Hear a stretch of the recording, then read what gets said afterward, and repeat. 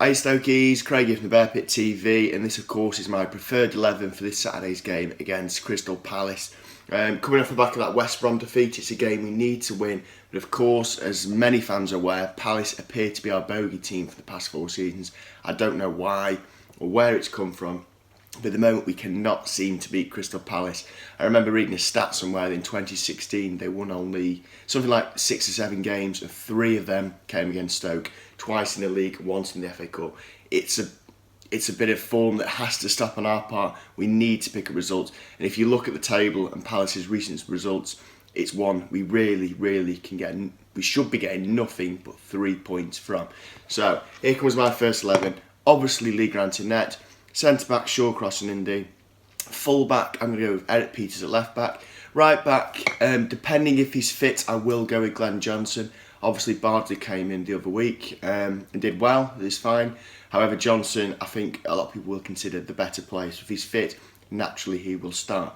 Moving further forward, I'm going to go with Glenn Whelan, who for me has been performing fantastic recently. He's been amazing. He's been our best player, I think, for the past 2 or 3 games. Again, he still doesn't seem to get the credit he deserves from a lot of Stoke fans, but the past 2 or 3 games, he's been amazing. Alongside him, I'm going to go with Charlie Adam. He wasn't that great against West Brom, but similar to Whelan, I think he's been in quite good form, and I don't think he deserves to be dropped quite as yet. Moving further forward, this is all depending if Shaq is fit.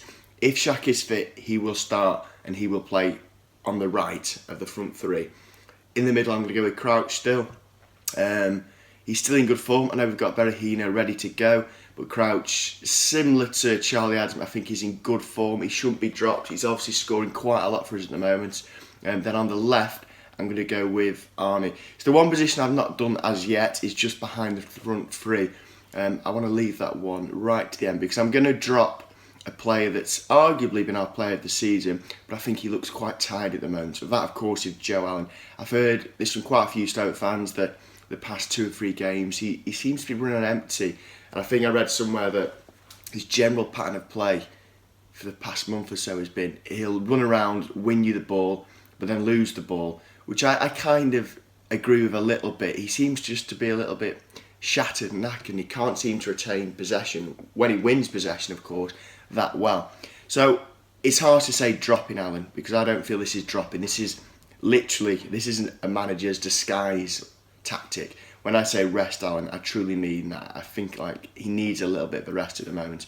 He looks like he's running empty, and I couldn't think of a better person to step into that number 10 role than Afellay. That's his best position. That's where we'll get the best out of Afellay. So I'm going to bring him in for Joe Allen, who is rested and not dropped. So to recap, Grant in net, Shawcross and Indy at the back, full backs of Eric Peters at left, Glenn Johnson at right, if fit. If he's not fit, obviously Bardsley can come in and do a decent job. In front of the defence, I'm going to have Glenn Whelan and Charlie Adam. Further forward, I'm going to have Afellay in that number 10 position. Then an up front 3 of Arnie, Crouch and Shaq. And one more thing I will quickly want to say. If you've not already listened or noticed, Bear Pit have just started doing a podcast, which is a great listen. I recommend you check it out. And the other week we were chatting about Shaqiri, and I was chatting to one of the Bear Pit bloggers on the podcast, and I had to describe Shaqiri in one word for his time whilst he's been at Stoke City. And the one word that I came up with was inconsistent. Now, Tom, our blogger, disagreed with that wholeheartedly. He said he's not been inconsistent for Stoke. He's been brilliant. He's one of our better players. I didn't agree at all. What I'd like to put out there is, if you had to describe Shaqiri's time with Stoke in one word, what would it be? Chuck it in the comments below, because I'm very keen to see what you guys think. Chuck in the comments below also what you reckon to the first 11 that I predicted, and what you think the score will be, etc, etc. Give the video a like, all the rest of it, and we'll see you tomorrow for the game versus Palace at home.